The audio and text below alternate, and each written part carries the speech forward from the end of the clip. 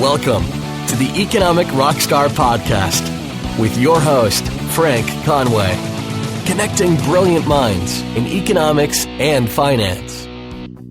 Hello and welcome back to another episode of the Economic Rockstar Podcast. I'm so honoured to be joined by Rakesh Ramachandran, who is a co-founder and CEO of QBRICS, which is an enterprise blockchain platform. Rakesh is also a long-time listener of the Economic Rockstar Podcast, and we've been in touch with each other over the last number of years, and I finally got to speak to one another, and I'd love to share the conversation we've had recently with you. In this episode, Rakesh talks to us about crypto economics, and of how his knowledge of Austrian economics helped create his blockchain company QBRICS. We also discuss what blockchain is and some of the current problems that underlie this type of technology and how Rakesh aims to solve some of those problems. We dive a little bit into cryptocurrency as well as India and some books that he's recommended, including some philosophical books and some of the philosophical teachings that have their roots in India.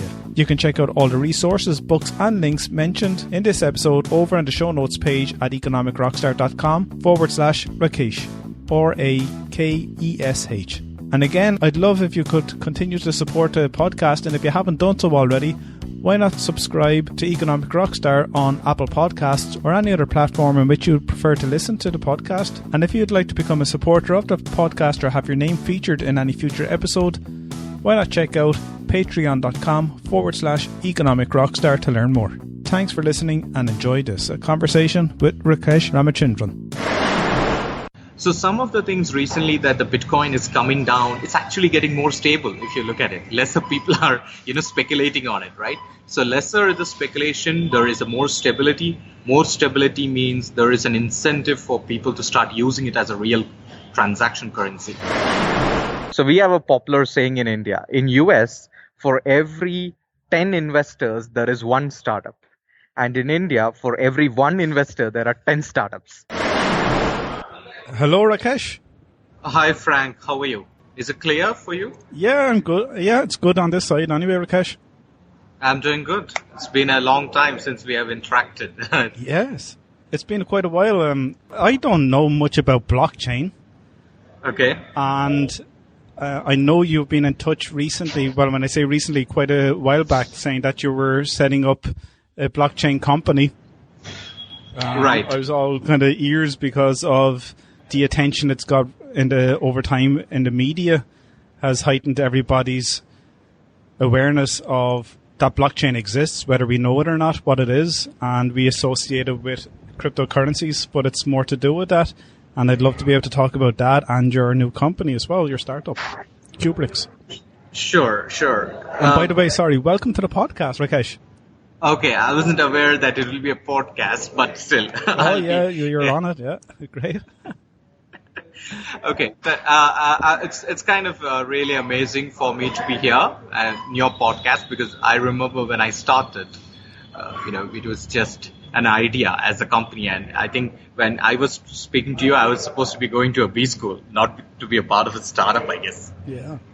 And that was it. You were one of the earlier listeners to the podcast when it was first released, and you got in touch with me by email telling me that you're interested in economics and you're considering going into study our discipline.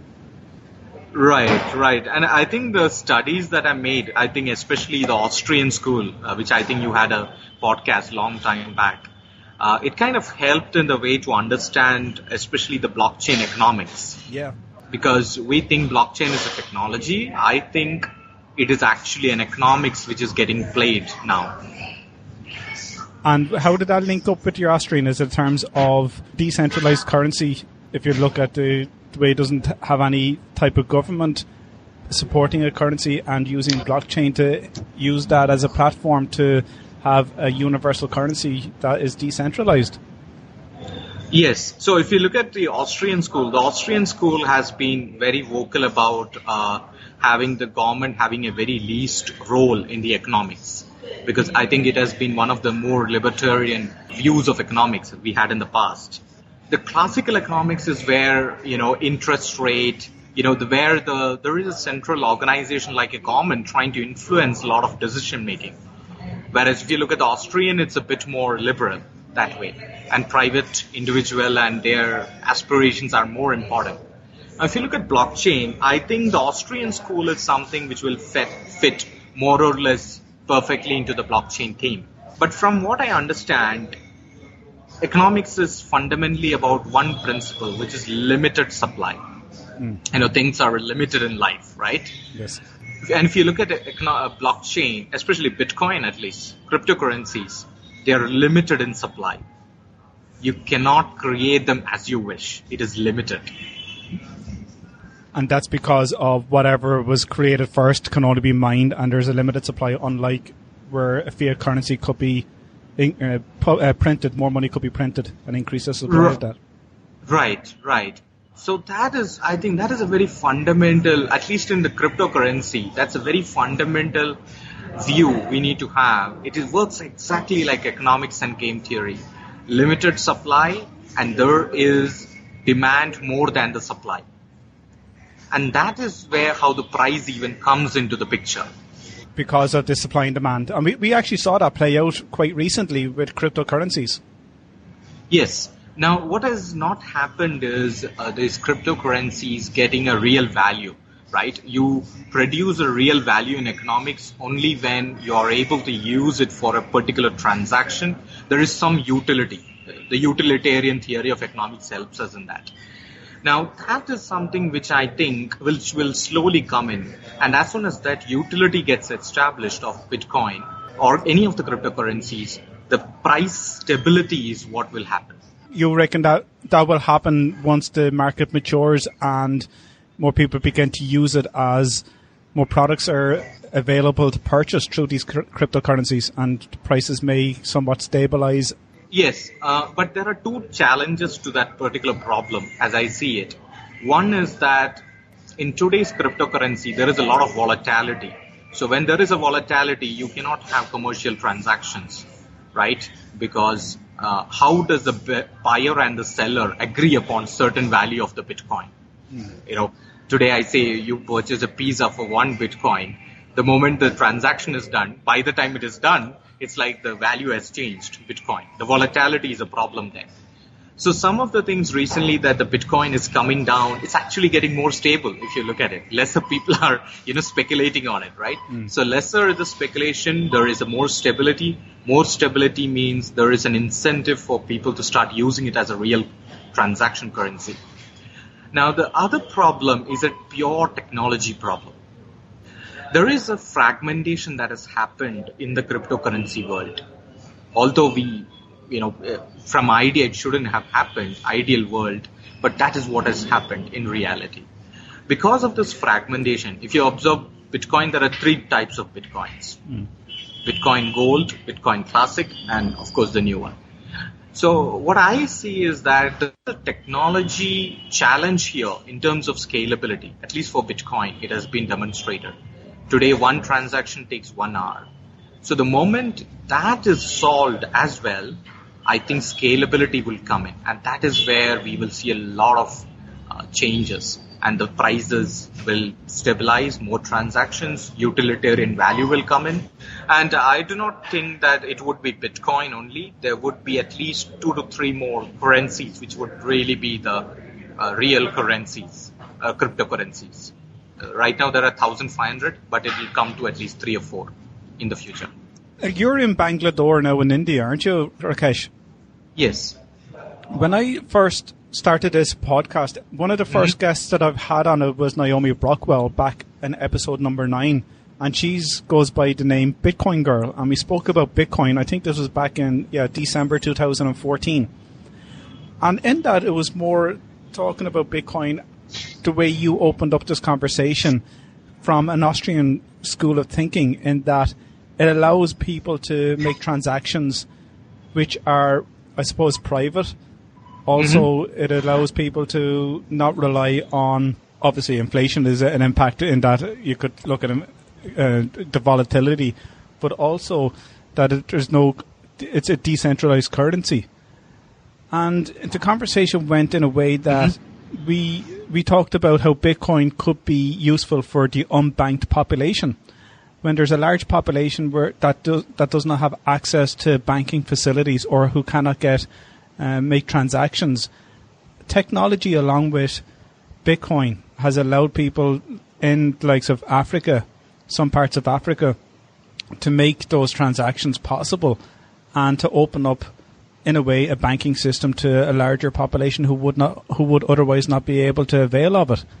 And would you think in India, where there is also a large population and perhaps a large unbanked population, would you think people in India were more agreeable to accepting Bitcoin or be more interested in taking Bitcoin on as a form of currency in the earlier days? Yes, I think if you look at, there was a time when almost 10% of the worldwide transactions of Bitcoin happened in India. There's just a lot of there was just a lot of background noise there, Rakesh, if you don't mind. Let me just switch it over. I'll get on the phone. The phone will be a bit better. Okay, that's fine. Yeah, is it better? I can hear you clearly. All right, yeah. Okay, great. So coming to your question, in India, Bitcoin had around worldwide Bitcoin. There was 10% of the Bitcoin running through India transactions. That's quite a lot. That's quite a lot of number, if you see. So what I see is that in the near future, although the main problem, at least from India, is Indian government fears Bitcoin. Okay. And is this Prime Minister Modi, or was this the government in general before? I wouldn't say it is the government. It is the bureaucracy part of the government, which is fearing Bitcoin. Okay. Because India has a very tight foreign currency control.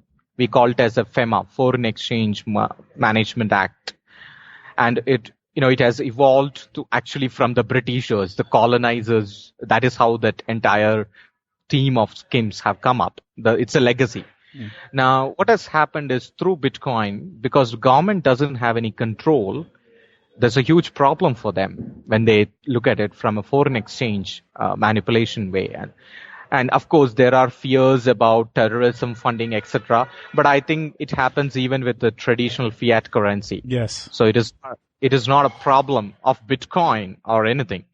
It's just, if people want to do illegal stuff, they will find ways, whether it's a Bitcoin, a fiat currency, or anything. Now, the way I understand the problem is the government fears, it's fear of every political or a bureaucracy that Bitcoin will kind of take away the power from them. Now, ideally, the government should have regularized, they should have established regulations like what has happened in South Korea, Japan especially, and what is also now happening in US. Instead of that, what they have recently announced this month was no bank in India is allowed to do currency conversion through Bitcoin. So if you have Bitcoin, you cannot sell it to any exchange of India.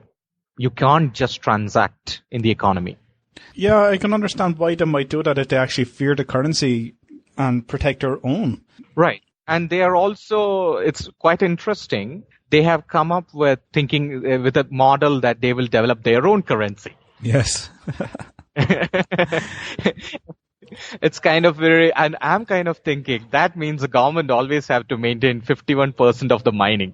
Yes, that's true. And the thing is, other governments are looking at that, like even a different type of government in Venezuela. Hugo Chavez they're coming up with his own, I think it's something to do, it has a sound like petrol or something like that, his own currency, Petronas, or they're creating their own currencies, cryptocurrencies. And I think that's even a lot of the financial sector, some of the banks looking into blockchain as well, whether it's to do with creating their own currency or for security. And the government are probably looking at that the Indian government are probably looking at that in the form of trying to maybe compete with Bitcoin so they don't lose the value or the use of their own currency, but also to have some kind of security in terms of the transactions and account for those transactions in ledgers that they may have created. Right. But at the end of the day, if we are just replacing fiat currency with the government issued currency, cryptocurrency, I think the value is getting lost of blockchain. Okay. The real value of blockchain came because the public is also involved, right, in the currency. So I think at some point of time, the governments who are trying to establish their own cryptocurrency will have to have a mining where there is a public participation as well. It just can't be a one-player monopoly kind of a business there. Yeah. And that's what some of the criticism comes from or is directed toward creators of other kind of currencies like ICOs, because they have created a currency, put up an ICO, and pretty much have monopolized and become quite wealthy with some of these currencies that don't have any real value. There are over about 200 cryptocurrencies out there, and a lot of them have kind of failed miserably. Yes, I completely agree with you. Even while we at QBRICS do the solution designing for our clients, right, on our platform, we actually look at something called as crypto economics. Crypto economics? Yes. Okay. So we create an economic model where whatever ICOs are done through our platform or whatever use cases we are building, the currency is tied to a real utility. There has to be something that you can do with that currency. This is not just for speculation. You don't buy it just because it's going to come up or go low. You are buying it because there has to be at least some part of the real users in the platform. And your company, QBRICS, Rakesh, you obviously identified some problems that some of the cryptocurrencies have. And I think you refer to one of those whereby Bitcoin would take about an hour to do a transaction. And I think at times it takes a lot longer. It could even be up to 24 hours for a transaction to take place. And also perhaps the costs of a transaction has gone up quite a bit. Have you identified any other problems that when you're working with your clients on an ICO that they could try to remove some of those problems and improve the type of currency there is? So one of the first problems that we identify, it's a very delicate way to look at the things. It's a different perspective. So if you look at a public Bitcoin, the incentive of holding a Bitcoin was its anonymity. Yeah. Whereas what we do are only for private enterprises. We do not issue any public cryptocurrency. We create a network which enterprises can use. Now, in that, anonymity is no longer an incentive because it is already what I would say the network knows who you are, right? So, but the value is now on the privacy. What you do needs to be, encrypted or privatized, but who you are is no longer a problem. So that is what is the shift in a private network, which is completely different from a public network. Public network, anybody can buy, anybody can join. Whereas we develop enterprise scale blockchain implementation where people are known, but the transactions that they do are very private. So that is one thing where we have used what we called as a quantum resistant encryption method. We do not use public private key model of Bitcoins. Okay. We use a different way of doing that transaction. That is one. Okay. Second, we also help enterprises to have a user access control. Which is again an element of security, similar to what you have in an organization, managers, supervisors, employees, etc. So that you have a very tight degree of control over who can actually do a transaction in blockchain. Third, we think this is something which we are trying to solve. We haven't yet solved. We think at the end of the day, private or whether it's public will develop into network of networks, just like the internet. Internet just started as a private network within United States. It had grown. Now it's like a global network of networks. Now in that scenario, what you need is different networks being able to communicate with each other. We call it as interoperability. We are working very hard towards it. Hopefully we should be able to achieve that level of technology advancement where you could have multiple flavors of blockchain being able to talk to each other. Okay. Is this to do... I don't know. I'm not into the technology, and if you asked me to describe blockchain, I would make a very bad attempt at explaining it, even though I have some specific interest in some of the coins that are out there. Mm-hmm. But regarding the networks, having all the networks talk to each other, at a very basic level, and excuse the way, this is how I might see it, and it could be wrong. Just say, your games consoles, the way you have the Xbox and the PlayStation. Right. And if I played on an Xbox, and I was to play it online, I can only play certain games with other Xbox users. But if I had a friend who was on the PlayStation and I wanted to play with that person online, I would have to buy a PlayStation, or that person would have to buy an Xbox, because they don't cross-platform. We can't do cross-platform gaming. So would the network problem be something similar, whereby if I wanted to do transactions in, say, Litecoin, someone who, I don't know, whatever platform, or if they might not want to receive Litecoin, they might want to receive, say, Ethereum. Is that where the problem might lie in terms of matching up? Yes, but there's only one difference. That is, what you talked about was the ability to network in terms of cryptocurrencies, right? Mm-hmm. That is one level more up, because every cryptocurrency is ultimately a protocol or an application of blockchain. Mm. I'm here, but one level below, where I'm saying that you need to have network of networks where different blockchains can talk to each other. Okay. Whether it will evolve into different cryptocurrencies being able to talk to each other is again a big technology problem. But I think for the world to adopt blockchain or even cryptocurrencies, this is like must. If you don't have cross-platform functionality, you're not going to scale in terms of usability.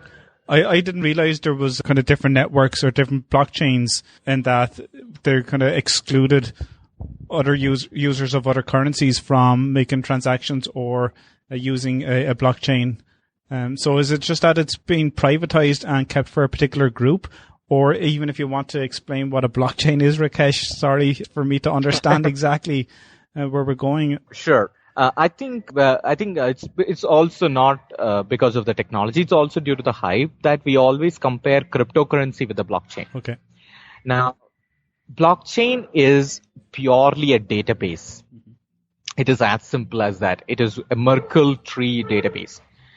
Now, what has happened is Bitcoin is an implementation over that database. Blockchain is simply the ledger. It doesn't know whether it's a Bitcoin or a Litecoin or any of that. It just knows it contains storing of data, calculating the hash, and a consensus mechanism. This is all simple as it is. What has happened is every cryptocurrency is an application of blockchain in a particular scenario or a protocol to get the coins.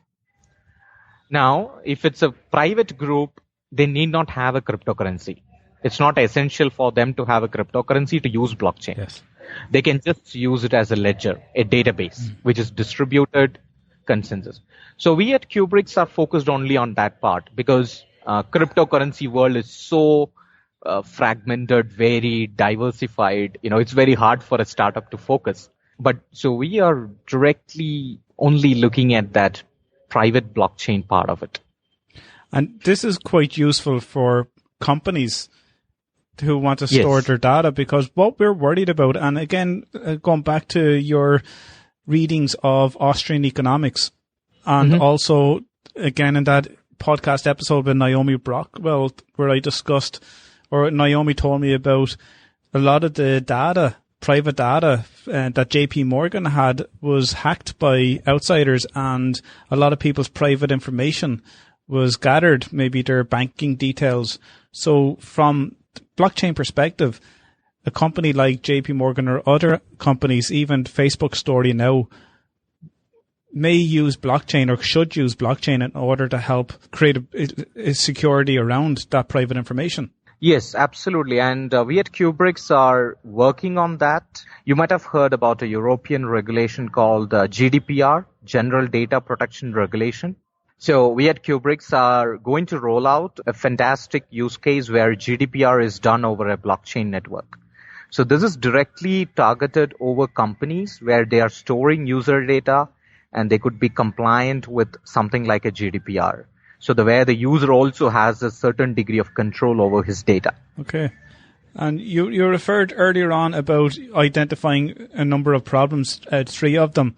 Does that kind of clarify, or does that overcome the first 2 problems where you actually used a blockchain in order to help create a security over people's private information? Yes, it is very important because when we started our core platform, having that sort of a security solution was very important in coming up to this private data. Because if we are not able to provide that security, we wouldn't be able to build such a solution as well. So it's all coming together, although we never thought it'll come together. Yeah, it's absolutely fantastic, especially at the early adoption phase. It's a great move to actually make, and perhaps a better move than going to college and studying economics, where you can actually do the startup and create what you call crypto economics. Right. And I'm very fascinated about it. The first use case, I'm not authorized to, give you the client's name, but I can just briefly, we are working on something to solve the H-1B visa compliance problem. What's the HP1 visa? Yes, of the United States. So we are trying to help people on their compliance efforts. It is a private blockchain, but it will help people to solve that particular problem as well. I'm not familiar with that visa now, so... Okay. So once you get a H-1B visa, a worker visa it is, immigrant visa as well, I think. Once you get that, once you reach United States, you're supposed to be compliant with certain regulations. Not only you, your employer, and whoever is auditing the employer books has also to certify it. Your travel agents could be involved in that. So it's a network, actually. It's an ecosystem which is there. And we are trying to roll out. And all these days, the data was segregated, isolated, and also most of them in paper formats. So what we are trying to do is we are trying to use a technology like blockchain to solve that and help people achieve the compliance. Rakesh, why blockchain is so secure? Is it because a lot of the information that's stored is fragmented and dispersed throughout these networks? And then when you retrieve the information that you require, and if you have, I know you said you have more than a public and a private keys, you use something else. But once those keys are put in, the security questions or passwords are used, you can actually go source all the defragmented pieces of information and bring it together again. Or is that how it works? Okay. So blockchain, as I said, involves one is a Merkle tree. It's basically a data structure. I mean, structuring, how it is stored in the database. And the second important factor we call it as immutability. It's a very important word. There is a difference between security and immutability. What is immutable means is that every transaction is tracked. So, and it basically prevents a problem in economics called as double spending. Let's say you have $100. You cannot spend twice. You can only spend $100, right? So that's what is called as a double spending problem in economics, which is essentially solved by blockchain. So it's a chain of blocks. Every block that is created now is linked to its previous block. So if you want to change even one particular part of the block, you will have to change the entire chain. So it gives you an auditability and a traceability. That is what it gives. When you say secure, that's what it means, what is actually there. It is not that it protects you from phishing attack or a hacking attack. If you're accessing a blockchain through a browser and if someone else comes to that computer and is able to emulate the browser, he will still get your data. That is not what blockchain will prevent. But what blockchain will tell you is that this person accessed the data. The auditability comes in. Okay. So basically the ownership is getting established, and I think that brings a lot of transparency in the system. When you refer to crypto economics earlier on, it sounds like a large area, which I'm sure it is. How can we relate some, say, theories or our understanding of economics and link it into crypto economics? Or is this a whole new field and we have to build on it based on what we know now and what we experience in the future? Or can we apply the similar thinking and apply some of it? Like, for example, if someone was to work on a paper on crypto economics or was to study something on crypto economics, could they relate to any field or any area in the current teachings of economics to use as a way of explaining or kind of moving in that particular direction? I think crypto economics is essentially using whatever is traditional economic methods or even the new school economics like behavioral economics. It is in a way it is different is because in traditional economics, building models required greater sophistication, right? It was not very easy to achieve it. With the whole digitization, applying, analyzing and checking your results is much more easier in the digitized world. Now, coming to crypto economics, I think some of the theories which are really going to impact that field, one would be how does supply demand create pricing, or how does pricing influences the other part? What happens when there is a limited supply, which is the fundamental premise of economic theories. Game theory, in which how does it impact economics, is going to be really useful in crypto economics. I am also sure that some part of the behavioral economics is also going to influence crypto economics. And what I see is that in crypto economics, you will have different economic modeling being done, and you would be able to arrive and apply these models, and you will be able to come back with the results as well. So there is also a field of econometrics association here. There was another thing, when you were talking about the networks, matching up the networks for one another, that there currently is something that you're working on. Mm-hmm. And I kind of went a little bit ahead in terms of trying to interpret my understanding of it before you actually told me you're working on that's too much of a problem where we're trying to match up actual currencies. But is there, in economics, there's a saying called double coincidence of wants, and hence we created fiat currency in order to avoid that problem of double coincidence, whereby we had that problem with a bartering system. Does that exist in the cryptocurrency world today?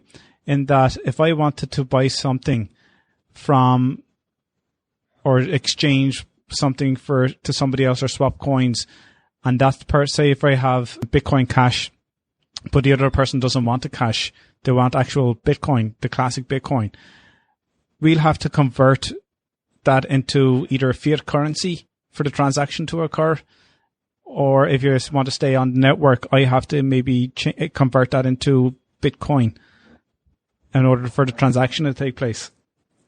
Does that problem still exist today then? And do we use kind of like the blockchain and converting from one currency to the other to solve those problems, which can be expensive if you look at the transaction costs? I think you're very spot on. I think with so many cryptocurrencies, this is going to be a problem because not everyone agrees to use the same cryptocurrency, right? In the real world, we have even fiat currencies. We have at least dollars, Indian rupees there. Every country has their own currency. And if imagine in a real world, the dollars cannot be converted to Indian rupee, it'll be a problem. I think the similar is where the cryptocurrency market is. I think some of those problems were solved by the exchanges, the institutional mechanism. I call this the exchanges were solving it. But at least from what QBRICS is trying to look at is going one more step below, not at the cryptocurrency level, but at the blockchain level itself. Can this sort of a exchange of information can be achieved? Yeah. And that's important because if you're using one particular network and you want to change information to another network, that's the problem that exists at the moment that you're solving, is it? And that you want to have these networks to somewhat integrate with one another so that information can be exchanged? Yes, absolutely. And I'll be very honest, this is not a very easy technology problem to solve because, you're dealing with a lot of diverse architectures here. Every blockchain is kind of a little bit different. So there is a lot of research and thought process which is going on. We think we should be able to achieve some degree of stability in our architecture and be able to come up with it. But it's going to take at least 2 to 3 quarters before we could do that and release it to the public. Okay. Do you mind me asking, Rakesh, what does QBRICS mean? Because with acronyms, I've heard of the acronym BRIC when it refers to Brazil, Russia, India, and China. That has nothing to do with the name of your company, does it? QBRICS. In the market that you actually serve, I was thinking is Q to do with Qatar and, so. So Q was for quantum because the company's inspiration was a quantum, enabled or resistant encryption. So Q came from that. B is And, blockchain, I take it.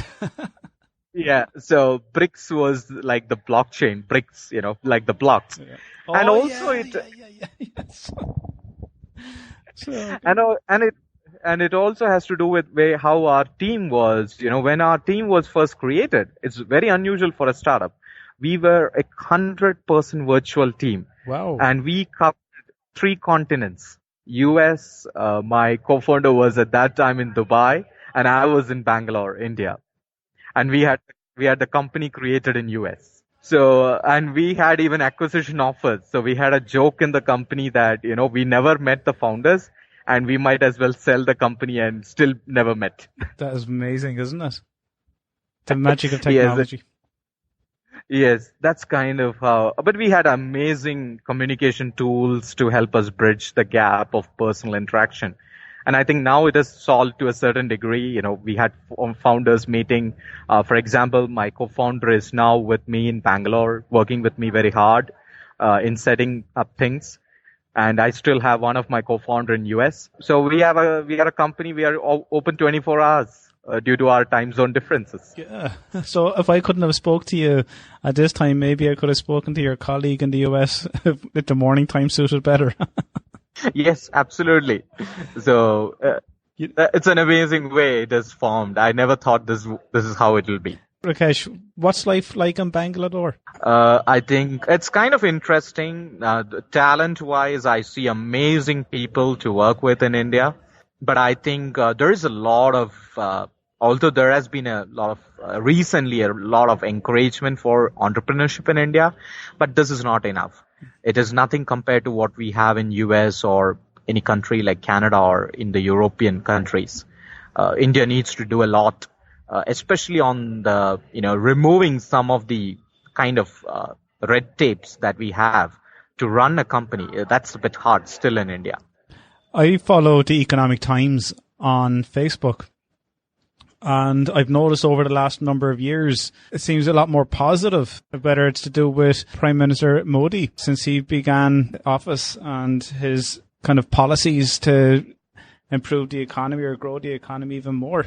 And would you find that yourself? Would you find that in your own city that Bangalore or maybe perhaps India itself are looking at those positive effects, even though the growth rate may not be as high as expected? Yes, I think I should be very frank. It is due to a person like Prime Minister Modi being in India that I was able to at least even have the confidence that I could do a startup.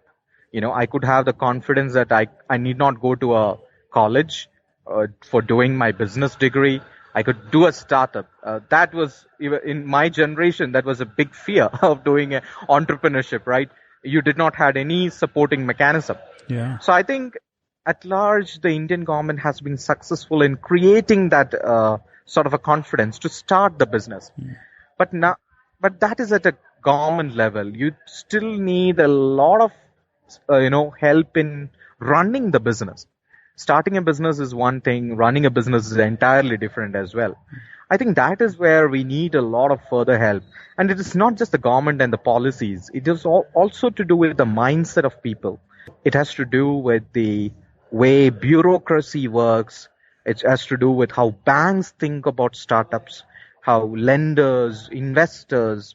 There's a lot of work still needs to be done if we compare to something like US. Yeah.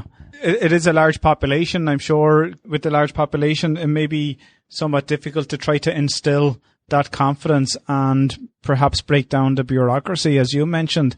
And if the bureaucracy is reduced and people's outlook, like yourself, actually changed, India could perhaps rapidly grow and its GDP per capita could grow quite significantly. Yes, absolutely. India is one of the, it has become one of the hottest bed for startups worldwide. And what I see is that we have there's amazing amount of competition among startups. So we have a popular saying in India. In US, for every 10 investors, there is one startup. And in India, for every one investor, there are 10 startups. So that's the kind of interesting Yeah, the dynamic. pool to choose from is a lot greater in India. Yes, yes. But what it requires is now a real policy framework for running the businesses. A lot of relaxation in the statutory as well as other things for these startups to get nurtured. And I think what has to happen from the government is not just to help these startups to grow in India. For example, a company like me, we might have very less business in India or maybe none. Our entire business is, worldwide. So that kind of enablement of policy, if comes in, I think Indian companies will do very great in the worldwide stage.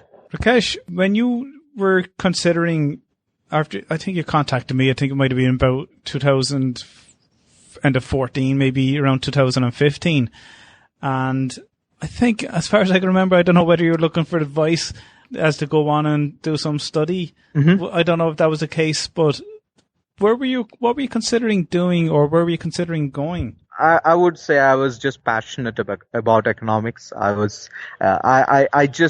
It's just by virtue of chance that in my degree, which I did through, I never went to a college even. I just did a degree through distance, and I was introduced to macro and microeconomics. I just had 2 small papers, and it just intrigued me as to how this entire model works. How does economics works, especially the limited supply, limited resources, which is the fundamental premise of economics.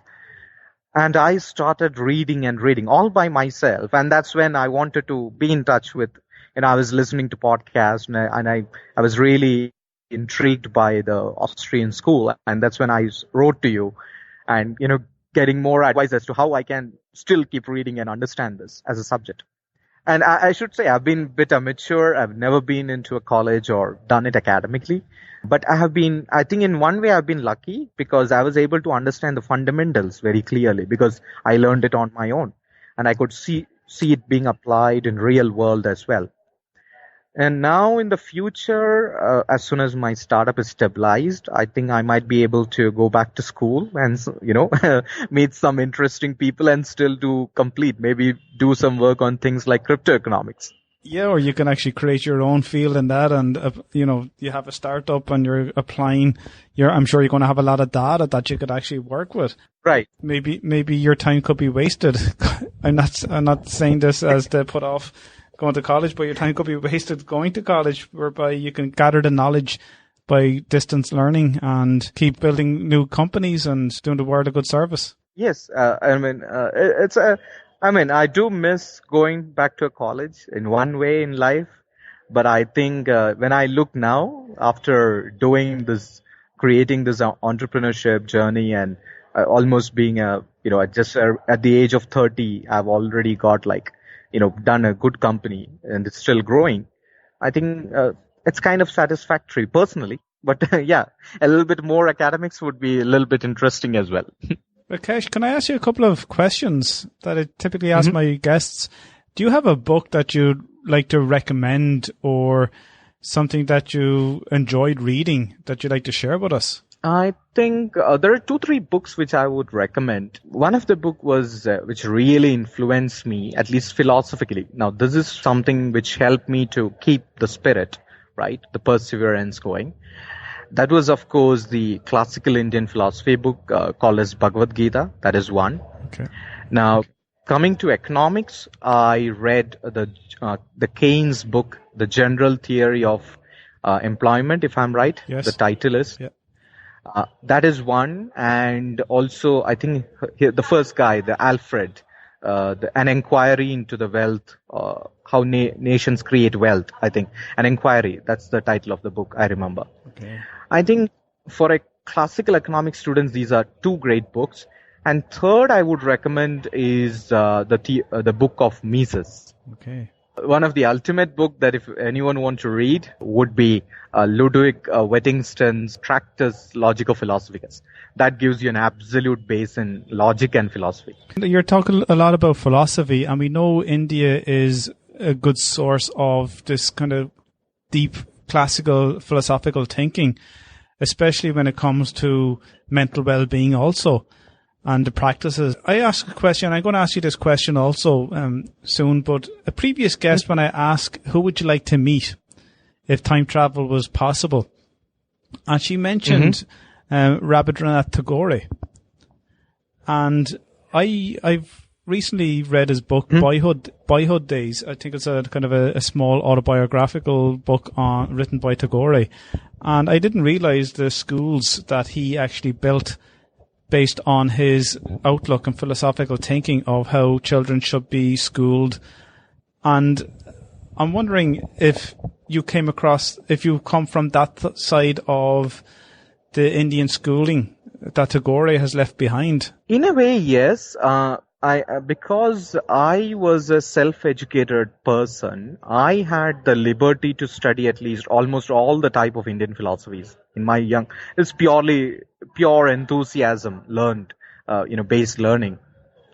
So I was introduced into Vedanta, different types in that, even very esoteric and mystic philosophies like Tantra.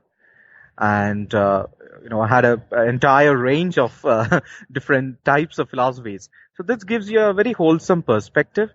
I think I belong to a generation of India where we were not introduced due to our fathers or, due to our customs, traditions. But we on our own started understanding more about India. It's like we are kind of discovering our identity owned by our own. And I think this is the same thing is happening to a lot of non-resident Indians or people who had an Indian ancestry and living abroad. They're kind of coming back to understand the roots of their civilization. And why do you think that might be? Could that be because of independence? I think what has happened is that India still runs a lot of legacy of its British ruling. To be honest. Our schooling system is based on that. It rarely relates to its roots or able to put it in the right perspectives. So what has happened is if we need to know our roots, the only way is to get ourselves self-educated. I just want to add one more point. The entire focus of Indian education has been just employment generation for some time now. So there is no room for, cultural or a philosophical background most of the time. Okay. Because, people are on I don't want to generalize this, but in the Western world or the Western economies or countries, a lot of people seem to turn to Indian philosophy for existential reasons, to try to adopt and follow some of the practices, as you said, Tantra or, the mystic philosophies, even going to looking at yoga, which has obviously taken off quite a bit over the last 30, 40 years. And they obviously see something in that type of philosophical thinking that brings out a good mental well-being away from a busy work schedule. Mm-hmm. Even at that, you have quite a wide reach in terms of what India is. Maybe people see India as a place whereby they have a deep philosophical roots and perhaps something in which they can look inward. And it's ironic to say that Indian people are looking to find out what India is and who they are in terms of cultural identity. Yes, I think part of the problem is always the inherent human behavior, which is, grass is greener on the other side. Yeah. So what happens to Indians is that they look at these Western ideals in their starting ages and they find it that very, amazing. Especially since the West is so prosperous, right, compared to a little bit more poor country like India. So in that journey, they start going to the West, and then they they have what I called as an identity crisis most of the time when they try to integrate with the Western society. And that is the moment where I see a lot of Indians coming back to understand what is their real identity. And that is how they get back and start relating with the Indian culture. Now, coming to the Western people trying to understand Indian, I think although yoga and other things have been very popular, I still have a feeling that it is a little bit hard for someone who has been completely foreign to this culture or civilization to just study yoga by books or anything and, understand it. If I have to understand the way of life of a Englishman in Britain, I have to live that life. It's very hard to do it otherwise and understand it. Words do not communicate everything. There is a relation. That's why I love Ludwig Wittgenstein's book. It really explains what are the limitations of language sometimes. Like even as you were saying there, some people that come to mind who integrated into Indian society or culture to try to find themselves really would be Steve Jobs and the Beatles, who I think even Einstein or Charlie Chaplin also paid visits as well. Right, absolutely, you're right. I think it has continued to attract India as a philosophical destination. It's a journey, it's an adventure. This is a very chaotic country, by the way. Only when you're here, you will understand how even stability can still be in a chaotic world. Yeah, I can only imagine what the traffic is like. I don't think you have any traffic lights on the large roads, have you? And you just weave in and out. Right. Can I ask you, if you could time travel, Rakesh, who would you like to meet and what era would you like to go back to? Oh, that's a very hard question because there have been amazing personalities in India. I think one of the India's most profound golden years was under a kingdom called Gupta Kingdom. Gupta. This is called as the golden age of India. Yeah. Okay. And I think that would be a wonderful time. And he had almost 9 amazing personalities in his palace. So in his palace, there was amazing 9 personalities. One of them was called as Kalidasa. Kalidasa is an amazing poetry guy. He is world renowned for that, Sanskrit poet. So I think if I would have been that age, I would have been able to meet these kind of people. I think that would be amazing. That'd be fantastic. Rakesh, is there anything you'd like to leave us with? Any words of advice or wisdom? At least from the cryptocurrency and the blockchain, I think one thing I understand is that we haven't yet seen the real impact of blockchain yet. We are just in the starting of a journey. So I think some of the real fantastic use cases of blockchain are going to get built. There will be more cryptocurrencies coming up. The world will change in another 10 years. It's going to happen. And it's happening at a very rapid pace as well. Rakesh, I really appreciate talking to you. Finally getting a chance to speak to you, actually. And especially having you on the podcast and being an early listener and having that interest in economics. And I'm so happy that it's working out for you with your company, QBRICS. And if anyone wants to check out QBRICS, they can go to QBRICS.com, or either if you want to go to the show notes page on economicrockstar.com/Rakesh or AKESH. Rakesh, thank you so much for joining me on the podcast. You are an economic rock star, and I'm so happy to have got the opportunity to talk to you. Same here, Frank. It's been an amazing journey. I never thought I'll come to this stage and be able to talk to you about even cryptoeconomics. This has been a journey with some amazing people, just like the way I am meeting you. I had the privilege of meeting some of the exciting people. I'll continue to keep you updated, and hopefully when we release QBRICS, a bit more public version, I'll be happy to update you as well. Fantastic, and I'll definitely be following you anyway, Rakesh. I'll be very interested to see what you do next. Thank you, Frank. Thank you very much.